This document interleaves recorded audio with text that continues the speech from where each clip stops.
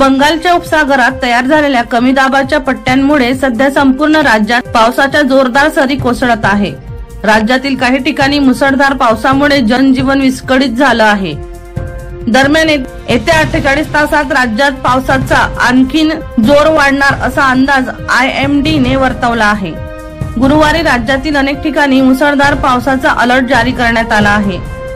भारतीय हवामान खात्याने दिलेल्या माहितीनुसार पुढील 2 दिवसात राज्यात पाऊस कायम राहणार आहे। काही जिल्ह्यांमध्येही अतिमुसळधार पावसाची शक्यता आहे। विदर्भातील भंडारा, चंद्रपूर आणि यवतमाळ जिल्ह्याला पावसाचा रेड अलर्ट देण्यात आला आहे, तर कोकणातील रायगड, रत्नागिरी या जिल्ह्यांना ऑरेंज अलर्ट जारी करण्यात आलाय। मुंबईसह उपनगरातही पावसाचा जोर वाढण्याची शक्यता असून मुंबईला ऑरेंज अलर्ट आहे। पुणे जिल्ह्यातही येत्या 48 तासात मुसळधार पावसाची शक्यता आहे। जळगाव जिल्ह्यात अधूनमधून पावसाची हजेरी पाहायला मिळत आहे। दीपक राठोड यांचा रिपोर्ट DR न्यूज जळगाव।